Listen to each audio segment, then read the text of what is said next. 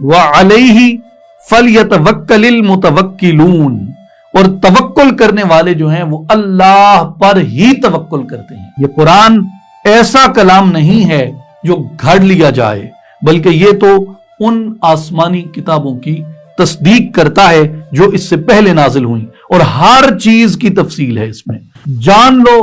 اللہ کے ذکر سے ہی دلوں کو اطمینان نصیب ہوتا ہے۔ سورہ الرعد آیہ نمبر 28 میں۔ الحمدللہ رب العالمین، الصلاۃ والسلام علی سید الانبیاء والمرسلین وعلی آلہ وصحبہ اجمعین۔ ناظرین اور سامعین، خواتین اور حضرات، السلام علیکم ورحمۃ اللہ وبرکاتہ۔ قرآن مجید کے 13ویں پارہ کے خلاصہ کے ساتھ ناچیز آپ کی خدمت میں حاضر ہے۔ سورہ یوسف کی بقیہ آیات کا خلاصہ دیکھتے ہیں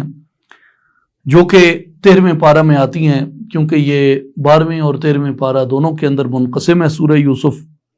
تو یہاں سے اس کی آیہ نمبر 53 کا آغاز ہوتا ہے 13ویں پارہ میں۔ تو آیہ نمبر 53 سے 57 میں یہ ذکر ہے کہ بادشاہ مصر کا حضرت یوسف علیہ السلام کو حکومت سپرد کر دینا۔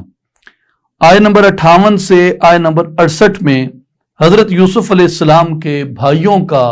آپ کے پاس غلہ لینے کے لیے آنے کا ذکر ہے۔ آیہ نمبر 69 سے 79 میں حضرت یوسف علیہ السلام سے بنیامین کی ملاقات اور حضرت یوسف علیہ السلام کو اسے اپنے پاس رکھنے کی تدبیر کا بیان ہے۔ آیہ نمبر 80 سے آیہ نمبر 92 میں بنیامین کے گرفتار ہو جانے پر بھائیوں کا رد عمل اور دوبارہ آنے پر حضرت یوسف علیہ السلام سے ان کا تعارف ہوتا ہے۔ آیہ نمبر 93 سے آیہ نمبر 102 میں حضرت یوسف علیہ السلام کی قمیص کے فیوز و برکات اور حضرت یعقوب علیہ السلام کی ملاقات کا بیان ہے۔ آیہ نمبر 103 سے 111 میں آقا کریم علیہ السلام کی نیک خواہش کا بیان مبارک ہے اور کفار کی ہٹ دھرمیوں کا بیان ہے۔ اس میں قرآن مجید میں اللہ تبارک و تعالیٰ نے ایک مقام پہ بیان فرمایا کہ کس طریقے سے بادشاہ نے پھر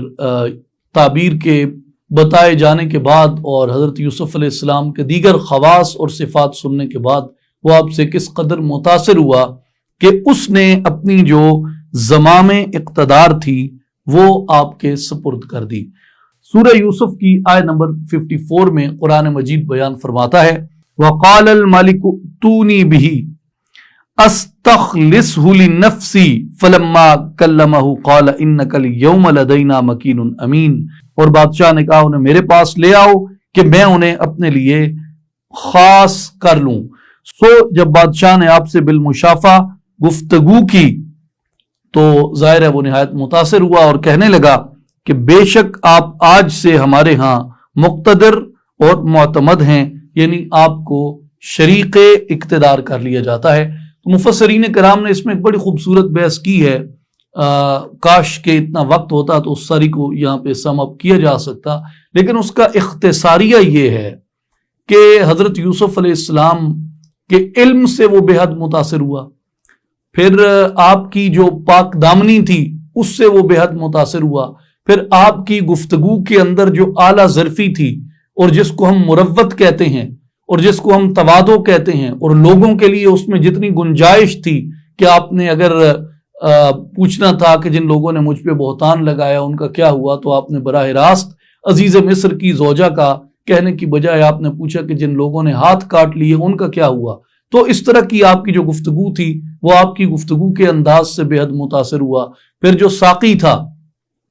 اس نے آپ کی عبادت کی جس طرح تعریف کی، آپ کے اخلاق حسنہ کی جس طرح تعریف کی کہ آپ مریضوں کی عیادت کرتے ہیں، آپ لوگوں کے درمیان خیر کا معاملہ فرماتے ہیں، تو یہ ساری وہ چیزیں تھیں جن کو دیکھ کے بادشاہ بے حد متاثر ہوا۔ اور پھر اصل چیز یہ جس کو آپ ماڈرن لینگویج میں ڈگنیٹی کہتے ہیں،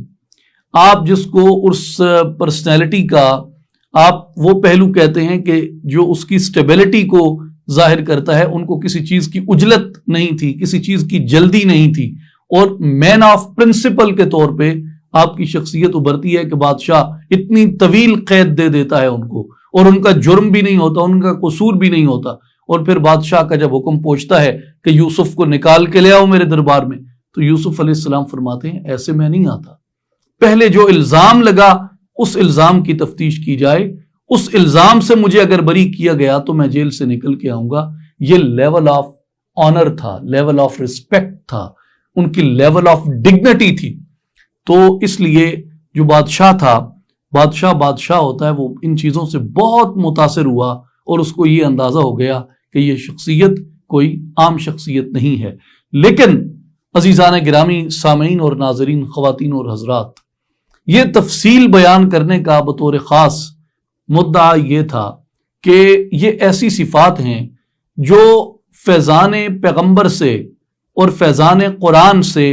آج بھی انسان اپنے اندر نمونہ عمل کے طور پہ اختیار کر سکتے ہیں، علم کو اختیار کر سکتے ہیں، شرافت کو اختیار کر سکتے ہیں، اعلیٰ ظرفی کو اختیار کر سکتے ہیں، عبادت اور ریاضت کو اختیار کر سکتے ہیں، اخلاق حسنہ کو اختیار کر سکتے ہیں، اور ڈگنیٹی کو اختیار کر سکتے ہیں۔ یہ ہمارے اختیار کے اندر ہے، اور یہ اسباق ہیں جو قرآن مجید سے ہمیں نصیب ہوتے ہیں۔ اس کے بعد حضرت یوسف علیہ السلام مصر کے اقتدار پہ متمکن ہوتے ہیں۔ قرآن مجید اس کو بیان فرماتا ہے وَكَذَلِكَ مَكَّنَّا لِيُوسُفَ فِي الْأَرْضِ يَتَبَوَّأُ مِنْهَا حَيْثُ يَشَاءُ نُصِيبُ بِرَحْمَتِنَا مَن نَّشَاءُ وَلَا نُضِيعُ أَجْرَ الْمُحْسِنِينَ۔ اور اس طرح ہم نے یوسف علیہ السلام کو ملک کے مصر میں اقتدار عطا کیا تاکہ اس میں وہ جہاں چاہیں رہیں، ہم جسے چاہتے ہیں اپنی رحمت سے سرفراز فرماتے ہیں، اور نیکوکاروں کا اجر ہم کبھی بھی ضائع نہیں کرتے۔ تو یوسف علیہ السلام نے جو طویل مشقت آپ نے برداشت فرمائی تھی، اللہ تبارک و تعالیٰ نے اس طرف اشارہ فرمایا کہ ہم نے اپنے پیغمبر کو، ہم نے اپنے بندے کو کئی مصائب سے گزارا، کئی مشکلات سے گزارا، لیکن ہم نے ان کی مشکلات میں صبر کرنے کو، ان کی ثابت قدمی کو، ان کی استقامت کو، راہ حق پہ ان کے مثال بن جانے کو ہم نے ضائع نہیں کیا، بلکہ اس کا صلہ یہ عطا کیا کہ ان کو ایک بہت بڑی عظیم الشان مملکت کے اقتدار پہ فائز فرما دیا۔ امام بغوی رحمۃ اللہ علیہ، ابو حسین محمد البغوی، جن کو محی السنہ کہتے ہیں کہ سنت کو زندہ کرنے والے، امام بغوی رحمۃ اللہ علیہ اپنی تفسیر میں فرماتے ہیں کہ ایک دن بادشاہ نے، عزیز مصر نے سیدنا یوسف علیہ السلام کو بلایا، ان کے سر پہ تاج رکھا، ان کو میان باندھی اور میان میں تلوار لٹکائی، آپ کے لیے سونے کا تخت رکھایا جس پر یاقوت اور موتیوں سے کام کیا ہوا تھا، اور ان کو ریشمی حلے پہنائے، اور پھر بادشاہ نے کہا کہ آپ تاج پہن کر تخت پہ رونق افروز ہوں۔ یوسف علیہ السلام تخت پہ بیٹھ گئے، دربار کے تمام سردار جو تھے وہ سیدنا یوسف علیہ السلام کے اطاعت گزار ہو گئے۔ بادشاہ جو تھا وہ اپنے گھر جا کے بیٹھ گیا، اور اس نے اپنی ریاست کے، اپنی سلطنت کے تمام اختیارات جو تھے وہ سیدنا یوسف علیہ السلام کے سپرد کر دیے۔ اب خلاصہ اس ساری گفتگو کا بڑا باکمال ہے، اور اس خلاصے میں کمال بات یہ ہے، سب سے پہلی بات کہ حضرت یوسف علیہ السلام پیغمبر کے بیٹے ہیں اور خود بھی پیغمبر ہیں، لیکن دیکھیے اللہ تعالیٰ نے ان کو کن کن مراحل سے گزارا۔ سب سے پہلے انہوں نے گھر کے اندر ایک اس فرق کو انہوں نے فیس کیا جو ان کے بھائیوں کے دلوں میں تھا، پھر گھر سے کنویں تک گئے، اور پھر کنویں سے وہ بازار مصر تک گئے، پھر بازار مصر سے وہ ایک ان کی بولی لگی، کوئی ان کو خرید کے لے گیا، اور وہ بادشاہ کے محل میں پہنچے، اور بادشاہ کے محل سے وہ بادشاہ کی زوجہ کے محبوب ٹھہرے، اور وہاں سے جیل خانہ تک گئے، اور جیل خانہ سے واپس باہر تشریف لائے، پہلے وزارت کا قلم دان سنبھالا، پھر تخت کے اوپر متمکن ہوئے۔ اس تمام سفر میں سیدنا یوسف علیہ السلام نے کسی مقام پر اپنے رب کا شکوہ نہیں کیا، اپنے رب سے شکایت نہیں کی اور کسی کو بھی قصوروار نہیں ٹھہرایا، بلکہ ہر چیز پہ انہوں نے صبر سے اور اللہ تبارک و تعالیٰ کے شکر سے انہوں نے کام لیا۔ اور جو سبق آموز بات ہے وہ یہ کہ جو صبر کو اور شکر کو اختیار کرتے ہیں، مصیبتوں کو حکمت الہی سمجھ کے ان کا مقابلہ کرتے ہیں مردانہ وار، اپنی ڈگنیٹی کو سرنڈر نہیں کرتے، چاہے دعوت گناہ ملے وقت کی طاقتور ترین خاتون کی طرف سے، اور چاہے ان کو صرف ایک خواب کی تعبیر بتا دینے کے اوپر جیل خانے سے رہائی ملے، وہ اپنی ڈگنیٹی کو سرنڈر نہیں کرتے، اس کے اوپر وہ سودا بازی نہیں کرتے، اور جو ان کا وقار ہے اس وقار سے وہ ایک قدم نیچے نہیں آتے، بلکہ وہ اپنے وقار کی سیڑھی اور وقار کے زینوں کو اور بلندی کے ساتھ طے کرتے ہیں۔ تو سیدنا یوسف علیہ السلام کی اس داستان مبارک سے ہمیں یہ سبق ملتا ہے کہ اگر تمہیں اللہ پہ بھروسہ ہے،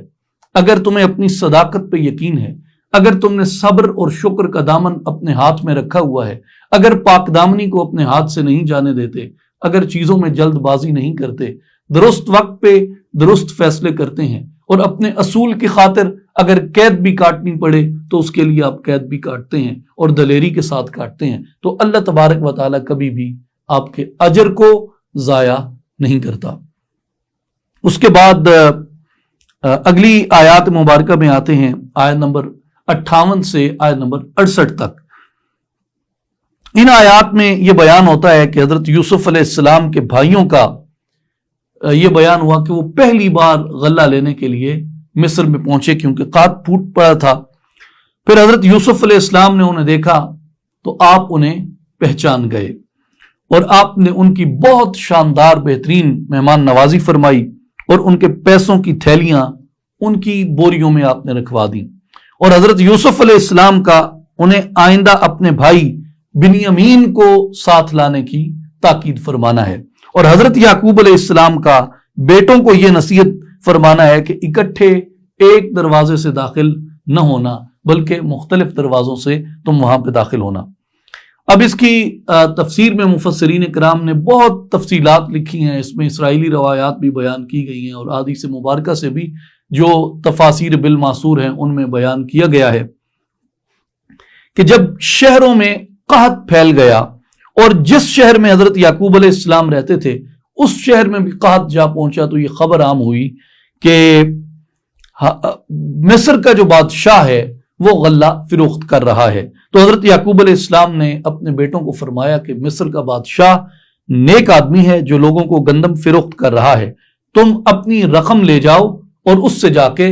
غلہ خرید لاؤ۔ سو حضرت یعقوب علیہ السلام کے 10 بیٹے سوائے بنیامین کے حضرت یوسف علیہ السلام کے پاس پہنچے، اور یہ واقعہ جو ہے حضرت یوسف علیہ السلام کے ساتھ ان کے بھائیوں کی ملاقات کا سبب بنا۔ جب انہوں نے حضرت یوسف علیہ السلام کو کنویں میں ڈالا، اس وقت وہ کمسن تھے اور اس وقت وہ بچے تھے، لیکن جب انہوں نے حضرت یوسف علیہ السلام کو اب دیکھا کہ وہ غلہ تقسیم کر رہے ہیں، آپ کے چہرہ مبارک پہ ریش آ چکی تھی، آپ جوان ہو چکے تھے، اور ان کی شکل و صورت میں بھی تغیر آ چکا تھا، تو انہوں نے دیکھا کہ وہ ریشم کا لباس پہنے ہوئے تخت کے اوپر بیٹھے ہیں اور شاہانہ شان و شوکت ہے۔ تو یہ ان آیات کا بیان ہوا یہاں تک۔ اب آگے آتے ہیں آیت نمبر 67 میں، تو حضرت یعقوب علیہ السلام کی نصیحت کا ذکر آتا ہے، وَقَالَ يَا بَنِيَّ لَا تَدْخُلُوا مِن بَابٍ وَاحِدٍ وَادْخُلُوا مِنْ أَبْوَابٍ مُتَفَرِّقَةٍ وَمَا أُغْنِي عَنْكُم مِّنَ اللَّهِ مِنْ شَيْءٍ إِنِ الْحُكْمُ إِلَّا اللَّهُ عَلَيْهِ تَوَكَّلْتُ وَعَلَيْهِ فَلْيَتَوَكَّلِ الْمُتَوَكِّلُونَ۔ سبحان اللہ۔ اور فرمایا، اے میرے بیٹو، شہر میں ایک دروازے سے داخل نہ ہونا، بلکہ مختلف دروازوں سے تقسیم ہو کر داخل ہونا ہے تم نے،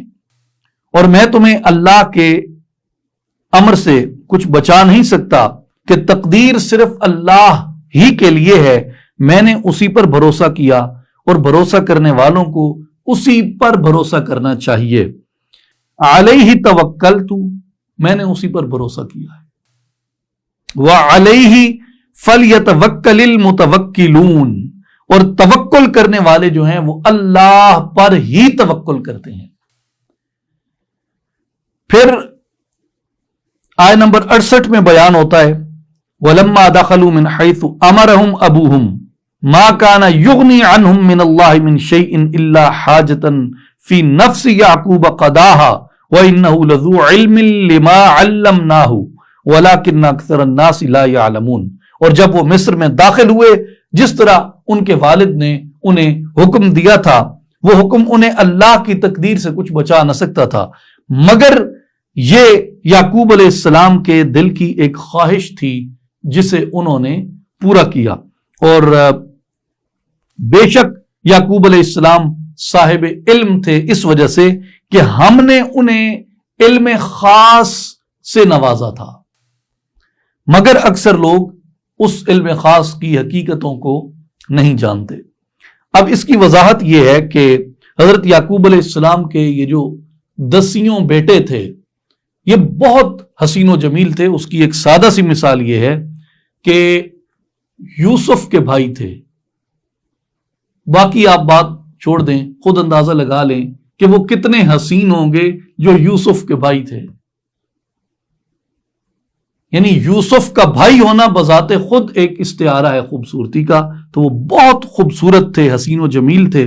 مصر کے 4 دروازے تھے۔ جب 10 بیٹے مصر روانہ ہونے لگے تو حضرت یعقوب علیہ السلام کے بارے میں مفسرین یہ بیان کرتے ہیں کہ آپ کو یہ خدشہ ہوا کہ اگر 10 کے 10 ایک ہی دروازے سے داخل ہوتے ہیں تو ان کو دیکھنے والوں کی نظر نہ لگ جائے، اس لیے انہوں نے فرمایا کہ میرے بیٹو تم سب ایک دروازے سے داخل ہونے کی بجائے مصر کے 4 مختلف دروازوں سے داخل ہونا۔ اب یہاں پہ مفسرین نے بھی اس بات پہ بحث کی ہے، اور اس پہ ہمیں کئی احادیث مبارکہ بھی ملتی ہیں کہ بعض خوبصورت اشیاء ایسی ہوتی ہیں جن کو اگر کوئی گھور کے دیکھے تو انہیں نظر لگنے کا اندیشہ ہوتا ہے، اور نظر جو ہے یہ برحق ہے۔ اس لیے صحیح بخاری میں، صحیح مسلم میں، ابو داؤد شریف کے اندر، ترمذی شریف کے اندر، دیگر کتب احادیث کے اندر متعدد احادیث مبارکہ اس کے اوپر آئی ہیں کہ حضور صلی اللہ علیہ وآلہ وسلم نے فرمایا کہ نظر برحق ہے اور آپ نے گھورنے سے منع فرمایا۔ متفق علیہ حدیث ہے ام المؤمنین سیدہ عائشہ صدیقہ رضی اللہ تعالی عنہا کی کہ رسول اللہ صلی اللہ علیہ وآلہ وسلم نے مجھے نظر بد کے دم کروانے کا حکم فرمایا تھا۔ یہ سیدہ عائشہ صدیقہ رضی اللہ عنہا نے بیان فرمایا۔ اسی طرح صحیح بخاری میں، ابی داؤد میں، ترمذی شریف میں سیدنا عبداللہ ابن عباس رضی اللہ عنہما کی روایت ہے، وہ فرماتے ہیں کہ سیدی رسول اللہ صلی اللہ علیہ وآلہ وسلم سیدنا امام حسن رضی اللہ تعالیٰ عنہ اور سیدنا امام حسین رضی اللہ تعالیٰ عنہ کو دم کرتے ہوئے فرماتے تھے کہ تمہارے باپ حضرت اسماعیل اور حضرت اسحاق علیہ السلام کو تمہارے جد اعلیٰ سیدنا ابراہیم علیہ السلام دم کرتے ہوئے فرماتے تھے کہ میں تم کو شیطان، ہر زہریلے کیڑے اور نظر لگانے والی آنکھ سے اللہ کی پناہ میں دیتا ہوں۔ اس کو امام بخاری نے روایت کیا، امام ابو داؤد نے روایت کیا، اور امام ترمذی نے اس کو روایت فرمایا ہے۔ صحیح بخاری میں حضرت عثمان ابن عبداللہ بن موہب سے روایت ہے، وہ فرماتے ہیں کہ میرے گھر والوں نے حضرت ام سلمہ رضی اللہ تعالی عنہ جو ام المؤمنین ہیں ان کی خدمت میں ایک پیالہ پانی دے کر بھیجا، اور جو راوی حدیث ہیں وہ بیان کرتے ہیں کہ راوی نے 3 انگلیاں بند کی، یعنی اس نے 3 انگلیاں بند کر کے بتایا کہ وہ چاندی کی ایک چھوٹی سی ڈبیا تھی، اس چاندی کی ڈبیا کے اندر خاتم النبیین رحمت للعالمین صلی اللہ علیہ وآلہ وسلم کے منہ مبارک تھے، حضور کے بال تھے۔ اور عثمان نے کہا کہ جب کسی کو نظر بد لگ جاتی یا کوئی اور تکلیف ہوتی تو وہ اپنا پانی کا پیالہ ام المؤمنین حضرت ام سلمہ رضی اللہ تعالی عنہ کی خدمت میں بھیجتا کہ وہ اس پانی کے پیالے کے اندر یا اس برتن کے اندر وہ ڈبیا ڈبو دیں جس ڈبیا میں سیدی رسول اللہ صلی اللہ علیہ وآلہ وسلم کے منہ مبارک ہیں اور حضور کے بال ہیں۔ اور وہ کہتے ہیں راوی عثمان بن عبداللہ کہ میں نے شیشی کو دیکھا، اس میں سرخ رنگ کے بال تھے۔ اور اس حدیث پاک کے جو یہ الفاظ مبارک ہیں کہ اذا اصاب الانسان عین او شیء بعث الیہا، یہ محدثین نے اس کو نقل فرمایا اور وہ فرماتے ہیں کہ روز روشن کی طرح یہ الفاظ بتاتے ہیں کہ دور صحابہ کرام رضوان اللہ علیہم اجمعین میں یہ باقاعدہ رواج تھا کہ جس کسی کو تکلیف ہوتی یا کسی کو نظر بد لگ جاتی، وہ اپنا برتن اٹھائے ہوئے ام المؤمنین حضرت ام سلمہ رضی اللہ تعالیٰ عنہ کے اقدس پہ آ جاتے۔ کوئی کدھر سے آ رہا ہوتا اور کوئی کدھر سے آ رہا ہوتا، یہ صحیح بخاری کی روایت ہے۔ اب بات یہ ہے کہ جس مائی صاحبہ نے، جس ام المومنین نے، مومنین کی ماں نے صحبت مصطفیٰ صلی اللہ علیہ وسلم میں، قربت مصطفیٰ صلی اللہ علیہ وسلم میں، تربیت مصطفیٰ صلی اللہ علیہ وسلم میں وقت گزارا ہو، اور اس ہستی کی خدمت میں وقت گزارا ہو جو آیا ہی دنیا کو اللہ کی توحید سکھانے ہو، انہوں نے محبوب مصطفیٰ علیہ الصلوۃ والسلام سے عقیدہ توحید سیکھا تھا، حضور سے انہوں نے قرآن سیکھا تھا، اور وہ یہ ترویج کر رہی تھی اس بات کی کہ اگر تم میں سے کسی کو نظر لگ جائے یا کوئی کسی اور بیماری کے اندر مبتلا ہو جائے، میرے پاس آ جائے اپنا پیالہ لے کے، میں اس کے پیالے میں حضور کے منہ مبارک ڈبو کے دے دوں گی، جاؤ حضور کے بالوں کے صدقے شفا ہوگی۔ تو اس ہستی مبارک کا یہ عمل ہے۔ ہم اللہ تبارک و تعالیٰ کی بارگاہ میں یہ دعا کرتے ہیں کہ اللہ تعالیٰ ہمیں صحابہ کرام کا، تابعین کا، اور بالخصوص ام المومنین رضی اللہ تعالی عنہ کا یہ عقیدہ عطا فرمائے اور اسی کے اوپر ہمیں زندہ رکھے۔ تو حضور علیہ الصلوۃ والسلام کے منہ مبارک سے تبرک حاصل کرنا یہ ام المومنین کا عقیدہ تھا صحیح بخاری کی روایت کی روح سے، اور یہ صحابہ کرام کا اور تابعین کا عقیدہ تھا۔ پھر آیت نمبر 69 سے 79 تک میں یہ بیان آیا ہے کہ حضرت یوسف علیہ السلام کے بھائیوں کا دوسری دفعہ بنیامین کو ساتھ لے کر غلہ لینے کے لیے حضرت یوسف علیہ السلام کے پاس حاضر ہونا، اور ان کو غلے کی بوریاں جو ہیں وہ بھر کر دینا، اور بنیامین کے سامان میں پیالہ کا برآمد ہونا، اور اس بنیاد پر بنیامین کو حضرت یوسف علیہ السلام کا اپنے پاس ٹھہرا لینے کا بیان ہے۔ پھر آیت نمبر 80 سے آیت نمبر 93 میں یہ بیان آتا ہے کہ حضرت یعقوب علیہ السلام کے پاس بیٹے واپس آتے ہیں، بنیامین کا بتاتے ہیں کہ اس کے سامان سے پیالہ برآمد ہوا، جس کی وجہ سے عزیز مصر نے، مصر کے بادشاہ نے ان کو وہاں پہ روک لیا، اور پھر وہ اپنے سچے ہونے کی اپنے والد کو بار بار یقین دہانی کرواتے ہیں۔ حضرت یعقوب علیہ السلام انہیں تیسری مرتبہ عزیز مصر کے پاس بھیجتے ہیں کہ یوسف علیہ السلام اور بنیامین کی تلاش میں جاؤ۔ بھائی تیسری مرتبہ حضرت یوسف علیہ السلام کی خدمت میں حاضر ہوتے ہیں، اور واپسی پر حضرت یوسف علیہ السلام حضرت یعقوب علیہ السلام کی طرف اپنا کرتا بھیجتے ہیں کہ حضرت یعقوب علیہ السلام اپنی آنکھوں پہ اور اپنے چہرے پہ یہ کرتا ڈال لیں، ان کی بصیرت لوٹ آئے گی۔ حضرت یعقوب علیہ السلام کی جو آنکھیں تھیں وہ حزن یوسف میں رو رو کر سفید ہو گئیں۔ قرآن بیان کرتے آیت نمبر 84 میں وَتَوَلَّى عَنْهُمْ وَقَالَ يَا أَسَفَا عَلَى يُوسُفَ وَابْيَضَّتْ عَيْنَاهُ مِنَ الْحُزْنِ فَهُوَ كَظِيمٌ، اور یعقوب علیہ السلام نے ان سے منہ پھیر لیا اور کہا ہائے افسوس یوسف کی جدائی پر، اور ان کی آنکھیں جو تھیں وہ غم سے سفید ہو گئیں، سو وہ غم کو ضبط کیے ہوئے تھے۔ اب آیت نمبر 93 میں بیان ہوتا ہے کہ حضرت یوسف علیہ السلام اپنی قمیص دے کے بیچتے ہیں، اور وہ فرماتے ہیں کہ اذهبوا بقمیصی ھذا فألقوه على وجه ابی یأتی بصیرا وأتونی بأہلکم اجمعین، فرمایا میری یہ قمیص لے جاؤ، سو اسے میرے باپ کے چہرے پر ڈال دینا، وہ بینا ہو جائیں گے، اور پھر اپنے سب گھر والوں کو تم میرے پاس لے کر آؤ۔ خواتین و حضرات، یہاں پھر ایک بڑا لطیف سا نقطہ ہمارے سامنے آتا ہے، اور وہ نقطہ یہ ہے کہ قمیص بھیجنے والا ایک پیغمبر ہے، قمیص بھیجنے والا پیغمبر ہے، اور قمیص وصول کرنے والا بھی ایک پیغمبر ہے، یعنی اپنے چہرے پہ ڈالنے والا اور اس قمیص کو اپنی آنکھوں پہ لگانے والا، اس لیے کہ میری گئی ہوئی بیماری قمیص کو لگانے سے لوٹ آئے گی، وہ بھی پیغمبر ہے۔ اب یہ ایک اٹل حقیقت ہے کہ نظر دینے والا اللہ، بینائی دینے والا اللہ، اور بینائی لے لینے والا وہ بھی اللہ۔ اور مجھے یہ کس نے سکھایا کہ بینائی دیتا کون ہے، بینائی لیتا کون ہے؟ مجھے کس نے سکھایا؟ مجھے اس پاک کتاب نے سکھایا، قرآن مجید نے، اور مجھے ان پیغمبروں کی تعلیمات نے سکھایا کہ بینائی دینے والا بھی اللہ ہے اور بینائی لینے والا بھی اللہ ہے۔ اور پیغمبروں نے اس لیے سکھایا، میں بطور خاص انبیاء کا اس لیے کہہ رہا ہوں کیونکہ ہر ایک کا اپنا ایریا آف ایکسپرٹی ہوتا ہے، اور جو پیغمبر ہیں ان کی تو اسپیشلٹی ہی نظریہ توحید تھا،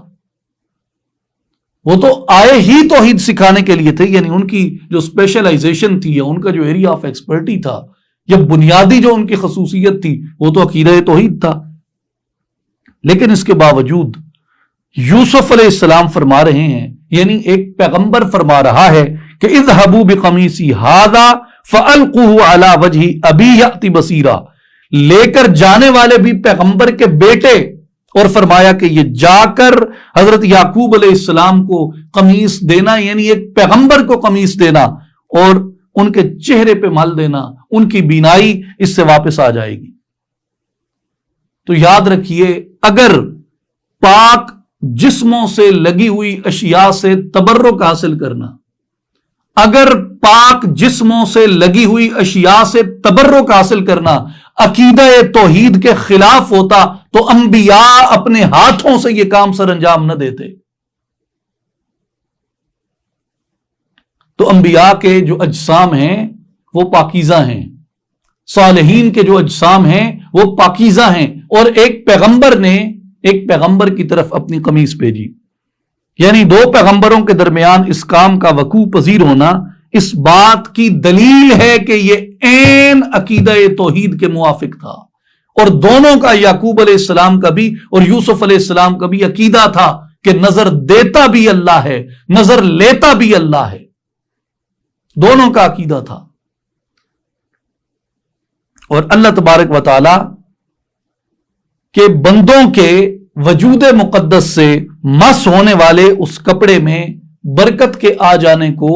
ظاہر کیا گیا کہ اللہ تبارک و تعالی جس چیز میں چاہے، جس وساطت سے یا جس وسیلے سے جو چاہے وہ اس برکت کو پیدا فرما دیتا ہے۔ صحیح مسلم میں امام مسلم رحمۃ اللہ علیہ نے، امام احمد ابن حنبل رحمۃ اللہ علیہ نے مسند میں یہ حدیث مبارک رقم فرمائی، حضرت اسماء بنت ابی بکر صدیق رضی اللہ عنہما آپ اپنے غلام عبداللہ کو مخاطب کر کے فرماتی ہیں، حضرت اسماء رضی اللہ تعالی عنہ جو حضرت زبیر ابن عوام رضی اللہ تعالی عنہ کی زوجہ عالیہ ہیں اور شہزادی ہیں امیر المومنین سیدنا ابو بکر صدیق رضی اللہ تعالی عنہ کی، آپ یہ روایت بیان فرماتی ہیں، آپ اپنے غلام عبداللہ کو مخاطب کر کے فرماتی ہیں، آپ نے فرمایا کہ یہ حضور نبی کریم علیہ الصلوۃ والسلام کا جبہ مبارک ہے، انہوں نے ایک تیالسی کسروانی جبہ نکالا جس کی آستینوں اور گریبان کے اوپر ریشم کے نقش و نگار بنے ہوئے تھے۔ حضرت اسماء رضی اللہ تعالی عنہا نے کہا کہ یہ جبہ سیدہ عائشہ صدیقہ رضی اللہ تعالی عنہا کی وفات تک ان کے پاس تھا، اور جب ان کی وفات ہوئی حضرت عائشہ کی تو یہ جبہ میرے پاس آ گیا، اور حضور نبی کریم صلی اللہ علیہ وآلہ وسلم آپ اس جبے کو پہنتے تھے۔ فَنَحْنُ نَغْسِلُهَا لِلْمَرْضَى يُسْتَشْفَى بِهَا، ہم اس جبہ کو دھو کر اس کا پانی اپنے بیماروں کو پلاتے ہیں۔ زبیر بن عوام کی زوجہ، صدیق اکبر کی شہزادی سیدہ عائشہ اور سیدنا عبد الرحمن بن ابی بکر کی بہن اور محمد مصطفیٰ صلی اللہ علیہ وآلہ وسلم کی نسباً یعنی حضرت عائشہ صدیقہ رضی اللہ تعالیٰ عنہ کے رشتے سے آپ کی وہ سسٹر ان لا، وہ یہ کہہ رہی ہیں کہ ہم اس جبہ کو دھو کر اس کا پانی بیماروں کو پلاتے ہیں اور اس جبہ مبارک کے ذریعے سے مریضوں کو شفا حاصل ہوتی ہے۔ یہ حضرت اسماء رضی اللہ تعالیٰ عنہ بیان کرتی ہیں، امام مسلم نے اور امام احمد ابن حنبل رضی اللہ عنہما ان دونوں ائمہ محدثین نے اس کو بیان فرمایا ہے۔ اس سے یہ معلوم ہوا کہ آپ صلی اللہ علیہ وآلہ وسلم کی نسبت والی چیزوں سے محبت کرنا، ان کا ادب اور ان کا احترام کرنا، ان کو محفوظ رکھنا، ان سے برکت حاصل کرنا، ان سے شفا حاصل کرنا اور ان سے بلاؤں کو رد کرنا، ان کے وسیلے سے وباؤں کو رد کرنا، آفات سے خلاصی پانا، یہ صحابہ کرام کا اور صحابیات کا طریقہ تھا، اور آج تک سلف و خلف کا یہی طریقہ آ رہا ہے، اسلاف کا یہی طریقہ آ رہا ہے، سلف صالحین کا یہی طریقہ آ رہا ہے، اور سلف صالحین کی راہ پہ چلنے والے، اسلاف کے راستے کو جو لوگ ان کی پیروی کرتے ہیں، ان کی اتباع کرتے ہیں، صحابہ کے راستے پہ جو چلتے ہیں اس کی پیروی اور اتباع کرتے ہیں، محدثین کے راستے پہ جو چلتے ہیں اور اس کی پیروی اور اتباع کرتے ہیں، ان سب کا اسلاف کا یہی طریقہ آ رہا ہے۔ امام بخاری رحمۃ اللہ علیہ کا قول مبارک ہے، جو سید المحدثین ہیں، امیر المؤمنین فی الحدیث ہیں، امام بخاری رحمۃ اللہ علیہ کا قول مبارک ہے، وَمِن شَعَرِهِ وَنَعْلِهِ وَآنِيَتِهِ مِمَّا يَتَبَرَّكُ أَصْحَابُهُ وَغَيْرُهُمْ بَعْدَ وَفَاتِهِ، کہ آپ صلی اللہ علیہ وآلہ وسلم کے وصال ظاہری کے بعد آپ صلی اللہ علیہ وسلم کے اصحاب اور دوسروں یعنی تابعین اور تبع تابعین نے جن چیزوں سے تبرک حاصل کیا، ان میں حضور علیہ الصلوۃ والسلام کے منہ مبارک شامل ہیں، حضور علیہ الصلوۃ والسلام کے نعلین شریفہ شامل ہے، وَنَعْلِهِ کا لفظ ہے، حضور کے نعلین شریفہ شامل ہیں، اور آپ صلی اللہ علیہ وآلہ وسلم کے برتنوں میں سے صحابہ کرام اور تابعین جو ہیں وہ تبرک حاصل کرتے تھے۔ اس لیے ایسی چیزیں جن کو نسبت انبیاء سے ہو جائے، پیغمبروں سے ہو جائے، اور بالخصوص محمد مصطفیٰ احمد مجتبیٰ خاتم الانبیاء صلی اللہ علیہ وآلہ وسلم سے ہو جائے، ان چیزوں سے تبرک حاصل کرنا صحابہ کا طریقہ تھا۔ اور سورہ یوسف کی آیت نمبر 108 میں ارشاد ہوتا ہے، حضور صلی اللہ علیہ وآلہ وسلم فرماتے ہیں، قُلْ هَذِهِ سَبِيلِي أَدْعُو إِلَى اللَّهِ عَلَى بَصِيرَةٍ أَنَا وَمَنِ اتَّبَعَنِي وَسُبْحَانَ اللَّهِ وَمَا أَنَا مِنَ الْمُشْرِكِينَ۔ اللہ نے فرمایا، اے حبیب مکرم صلی اللہ علیہ وسلم فرما دیجئے یہی میری راہ ہے، میں اللہ کی طرف بلاتا ہوں، پوری بصیرت پر قائم ہوں، میں بھی اور وہ شخص بھی جس نے میری اتباع کی، اور اللہ پاک ہے اور میں مشرکوں میں سے نہیں ہوں۔ پھر قرآن مجید اس چیز کو بیان فرماتا ہے کہ جو یہ ہم قصے بیان کرتے ہیں، یہ بصیرت والوں کے لیے، آنکھ والوں کے لیے یہ قصے جو ہیں اسرار اور رموز سے بھرپور ہوتے ہیں، ان کے اندر اسباق ہوتے ہیں، ان کے اندر سیکھنے کی چیزیں ہوتی ہیں، ان سے وہ اپنے لیے ہدایت کا سامان تلاش کرتے ہیں۔ سورہ یوسف آیت نمبر 111 میں ارشاد ہوتا ہے، لَقَدْ كَانَ فِي قَصَصِهِمْ عِبْرَةٌ لِأُولِي الْأَلْبَابِ مَا كَانَ حَدِيثًا يُفْتَرَىٰ وَلَكِنْ تَصْدِيقَ الَّذِي بَيْنَ يَدَيْهِ وَتَفْصِيلَ كُلِّ شَيْءٍ وَهُدًى وَرَحْمَةً لِقَوْمٍ يُؤْمِنُونَ۔ بے شک ان قصوں میں سمجھ والوں کے لیے عبرت ہوتی ہے۔ یہ قرآن ایسا کلام نہیں ہے جو گھڑ لیا جائے، بلکہ یہ تو ان آسمانی کتابوں کی تصدیق کرتا ہے جو اس سے پہلے نازل ہوئیں، اور ہر چیز کی تفصیل ہے اس میں، اور ہدایت ہے اور رحمت ہے اس قوم کے لیے جو ایمان لے کے آتی ہے۔ اور ان قصوں سے مراد جو ہے، یہ ظاہر ہے ایک بہت طویل قصے کے اختتام پر یہ آیات مبارکہ آئی ہیں، اور ایک ایسے قصے کے اختتام پہ جس کو اللہ نے احسن القصص فرمایا ہے۔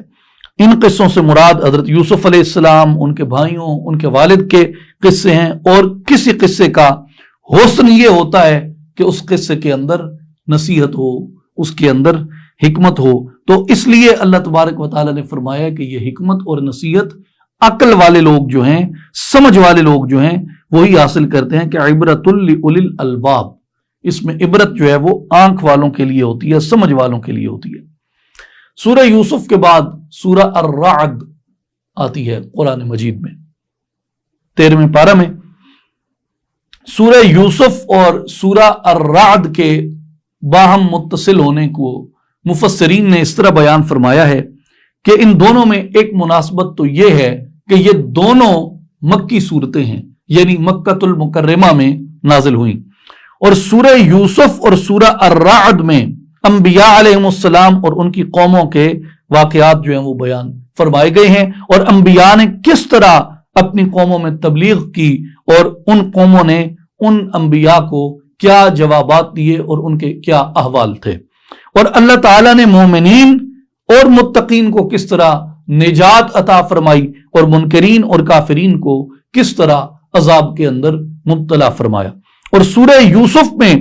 معین طور پر صرف حضرت یوسف علیہ السلام کا ذکر فرمایا، اور سورہ الرعد میں اجمالی طور پر انبیاء کرام علیہم السلام کا اور ان کے منکرین جو تھے ان پر عذاب کا بیان فرمایا ہے. تو بنیادی طور پہ ایک سورت میں طویل قصہ ہے ایک پیغمبر کا، اور اگلی سورہ کے اندر انبیاء کرام کے مختلف قصے اور ان کے تذکرے ہیں. اس لیے ان دونوں صورتوں کے اندر ایک یہ مناسبت ہے، اور دونوں صورتوں میں وجود باری تعالیٰ پر اور اس کی توحید پر، یعنی اس کی ایگزسٹنس کے اوپر اور اس کی وننس کے اوپر دلائل قائم کیے گئے ہیں. ان دونوں صورتوں میں آسمانوں اور زمینوں اور ان کے عجائبات سے اللہ تبارک و تعالیٰ کی توحید پر استدلال قائم کیا گیا ہے. یعنی جو توحید ہے وہ ہر چیز کے اندر اس کی آثار، اس کی نشانیاں، اس کے مظاہر پھیلے ہوئے ہیں. اس میں کئی اس طرح کے بیانات آتے ہیں کہ جیسے پھلوں میں، سبزیوں میں، ان کے ذائقوں کے فرق میں، ان کے رس کے فرق کے اندر، وہ ایک تنے سے، ایک شاخ سے، ایک ٹہنی سے پھوٹتی ہیں لیکن ذائقے مختلف ہیں. پتے کا ذائقہ اور ہوتا ہے، پھول کا ذائقہ اور ہوتا ہے، پھل کا ذائقہ اور ہوتا ہے، ٹہنی کا ذائقہ اور ہوتا ہے. تو وہ جڑ تو ایک ہی سے وہ چیز اوپر آ رہی ہوتی ہے. یہ سب فرمایا گیا کہ یہ ایک پیدا کرنے والے کی قدرت کے شاہکار ہیں اور اسی کی طرف یہ تمہیں نشاندہی کرتے ہیں. اسی طرح ستاروں، سیاروں کے بارے میں، آسمانوں کے بارے میں، پہاڑوں کے بارے میں، سمندروں کے بارے میں، سمندروں میں پائی جانے والی مخلوقات کے بارے میں، اور مظاہر فطرت اور مظاہر قدرت جو ہیں، بادلوں کے بارے میں، بجلی کے چمکنے اور بجلی کے کڑکنے کے بارے میں، بارش کے بارے میں، ہواؤں کے بارے میں، اندھیرے اور اجالے کے بارے میں، رات کے دن کے پیچھے ہونے اور دن کا رات کے پیچھے ہونے اور رات اور دن کے بدلتے رہنے کے اندر، ان سب کے اندر اس نے اپنی قدرت کی نشانیاں بتائی ہیں اور یہ بتایا ہے کہ جو آنکھ والے ہیں، جو عقل والے ہیں، وہ ان سب چیزوں سے عبرت حاصل کرتے ہیں اور ایک سچے پیدا کرنے والے کی قدرت کے اوپر اور اس کے ہونے کے اوپر اور اس کی وننس کے اوپر اور اس کی توحید کے اوپر اور اس کے یکتا ہونے پہ اور اس کے واحد اور لا شریک ہونے کے اوپر دلائل قائم کیے، اور یہ اسی طرف عقل والوں کی نشاندہی کرتا ہے. پھر سورہ یوسف کے اختتام پر قرآن مجید کا ذکر ہوا، اور سورہ الرعد اس کے اختتام پر بھی قرآن مجید کا ذکر ہوتا ہے. اس لیے مفسرین کرام نے ان دونوں صورتوں کے درمیان یہ مناسبت قائم کی ہے. پھر سورہ الرعد کی آیات کے خلاصے میں آتے ہیں. آیت نمبر 1 سے آیت نمبر 18 تک اللہ تعالیٰ کی قدرت کے دلائل ہیں، اور اس کے بعد کفار کے احمقانہ رویے کو بیان کیا گیا ہے. پھر آیت نمبر 19 سے آیت نمبر 26 میں 26 تک عہد پورا کرنے والوں اور عہد شکنوں کا تعارف کروایا گیا، اور عہد پورے کرنے والوں کے انجام خیر اور عہد توڑ دینے والوں کے انجام بد کا ذکر کیا گیا. پھر آیت نمبر 27 سے آیت نمبر 31 میں کافروں کے اعتراضات کو بیان کیا گیا کہ کفار کے اعتراضات کیا ہیں. مسلمانوں کی شان کو بیان کیا گیا کہ جو اللہ کی وحدانیت کے اوپر اور محمد مصطفیٰ احمد مجتبہ صلی اللہ علیہ وآلہ وسلم کی ذات اقدس پہ، حضور کی رسالت پہ ایمان لاتے ہیں، ان لوگوں کی شان کیا ہے، اور حضور علیہ الصلوۃ والسلام کی بعثت کا مقصد بیان کیا، اور کفار کی گردنوں پہ وبال کا ذکر ہے۔ سورہ الرعد آیت نمبر 32 سے آیت نمبر 35 میں انبیاء کی تکذیب کرنے والے اور شرک کرنے والے لوگوں پر عذاب کی وعید آئی ہے، اور جو اہل تقوی ہیں ان کے لیے انعام کی نوید آئی ہے۔ اسی طرح آیت نمبر 36-37 میں نزول قرآن پر اہل کتاب کا مختلف رد عمل آیا ہے، اور آقا کریم علیہ الصلوۃ والسلام کو ان کی اتباع کی ممانعت فرمائی گئی ہے۔ پھر سورہ الرعد آیت نمبر 38 سے آیت نمبر 43 میں کفار کے اعتراضات کا جواب ہے، نسخ کے جواز کا ثبوت ہے، اور آپ صلی اللہ علیہ وآلہ وسلم کے لیے تسلی کا بیان کیا گیا۔ سورہ الرعد میں سے ایک آیت مبارکہ کی تلاوت کا شرف حاصل کرتے ہیں۔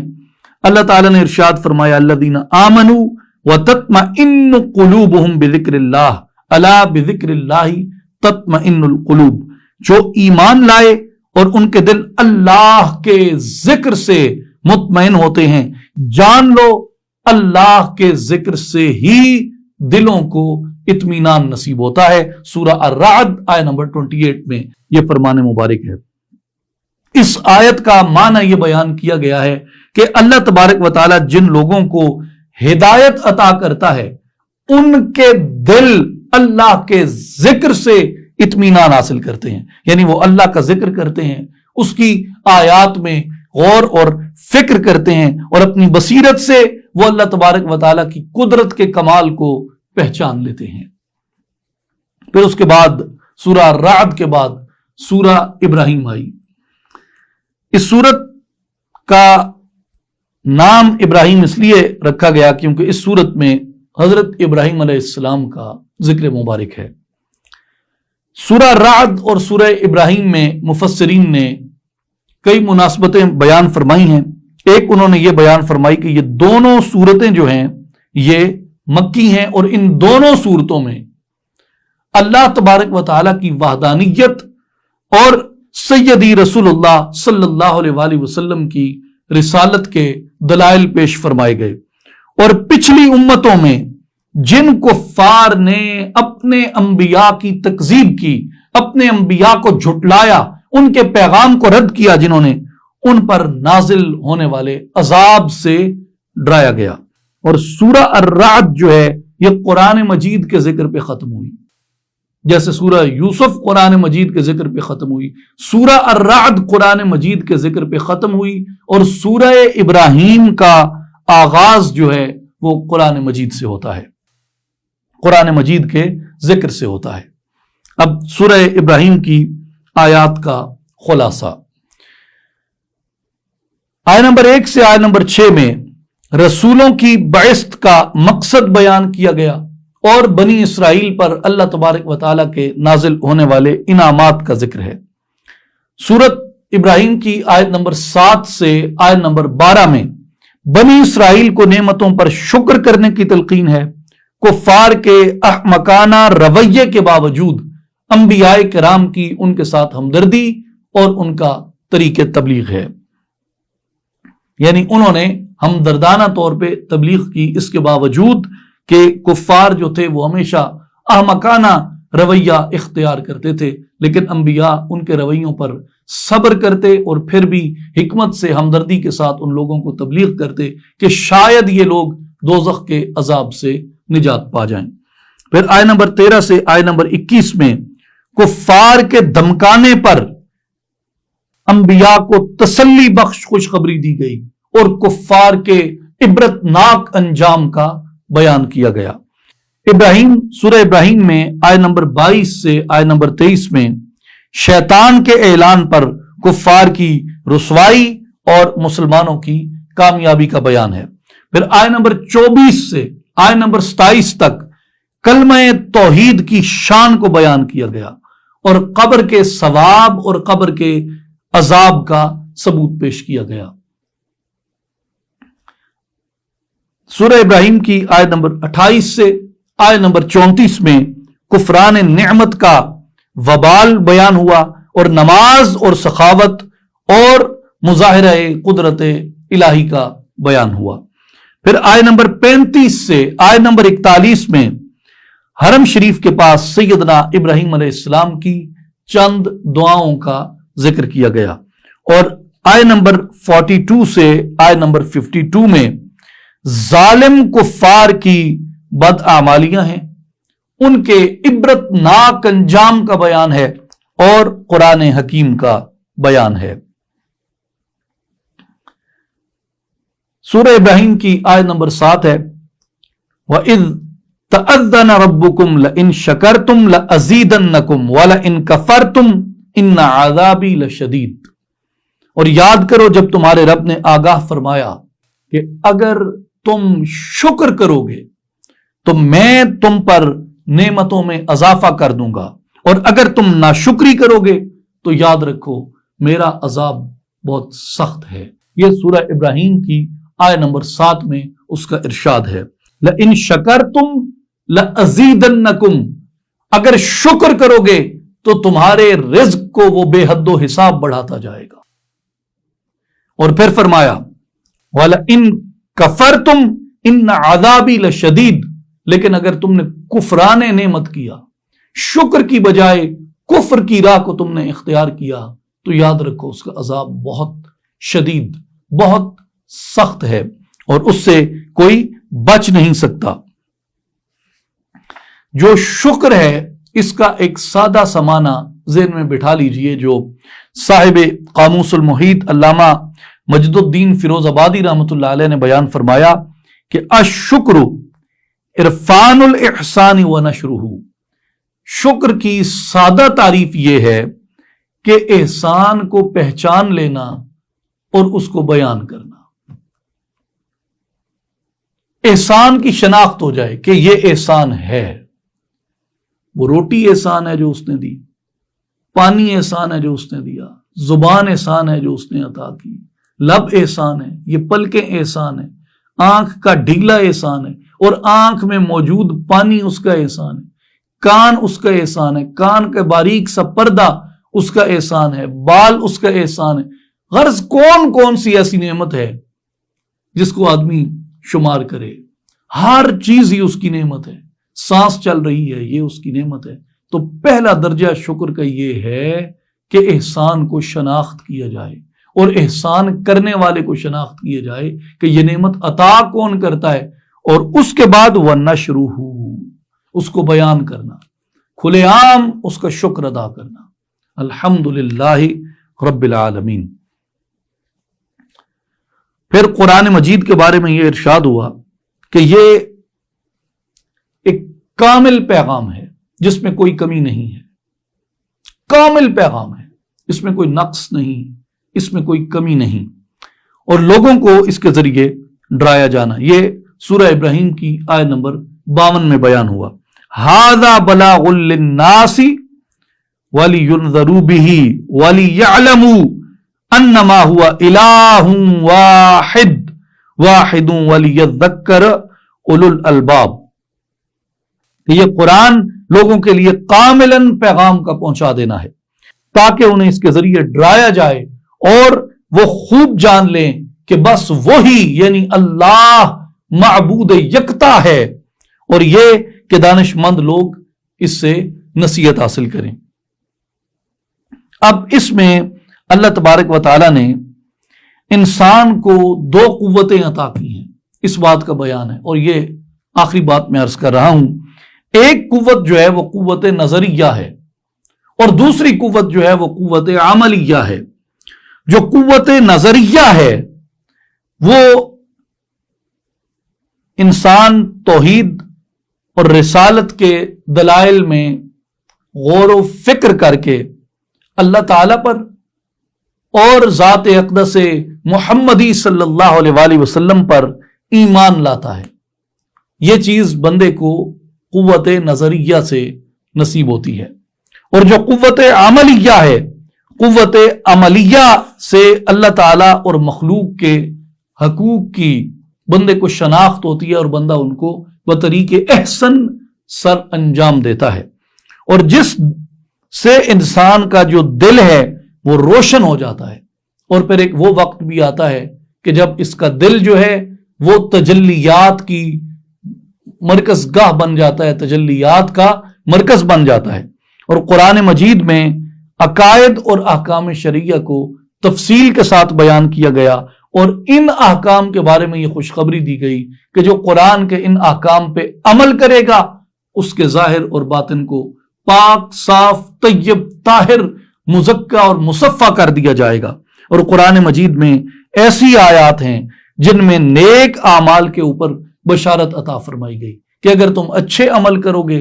تو اس کے ساتھ ہم تمہیں اس دنیا کے اندر بھی تمہارے کردار کو اجلا بنا دیں گے، اور آخرت کے اندر بھی تمہیں بہت بلند مناصب، بلند مقامات، عظیم نعمتیں عطا کی جائیں گی۔ لیکن اگر تم اپنی قوت عملیہ کو ضائع کرو گے فضولیات کے اندر، بکواسیات کے اندر، گھٹیا چیزوں کے اندر، ناکارہ چیزوں کے اندر، فانی چیزوں کے اندر،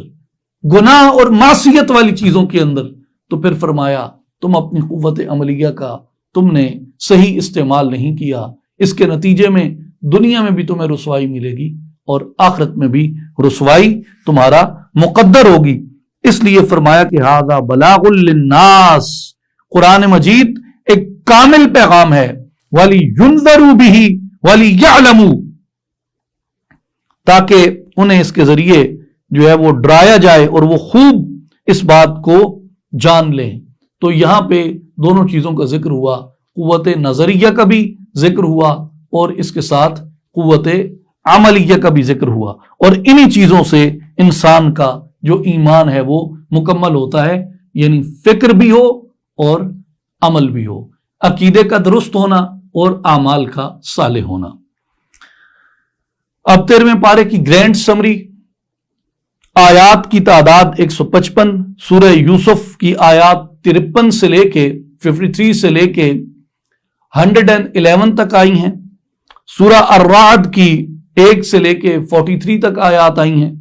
سورہ ابراہیم کی 1 سے لے کے 52 تک آیات آئی ہیں، اور سورہ الحجر کی پہلی آیت آئی ہے۔ آسمانی کتب میں بطور خاص قرآن مجید کا ذکر کیا گیا، انبیاء کرام علیہم السلام میں بھی ایک بڑی تعداد کا ذکر ہوا، جن میں حضرت موسیٰ علیہ السلام ہے، حضرت ابراہیم علیہ السلام ہے، حضرت اسماعیل علیہ السلام ہے، حضرت اسحاق علیہ السلام ہے، حضرت یعقوب علیہ السلام ہے، حضرت یوسف علیہ السلام ہے، اور سید الانبیاء صلی اللہ علیہ وآلہ وسلم کا ذکر پاک ہے۔ معجزات میں بطور خاص سیدنا یوسف علیہ السلام کی قمیص سے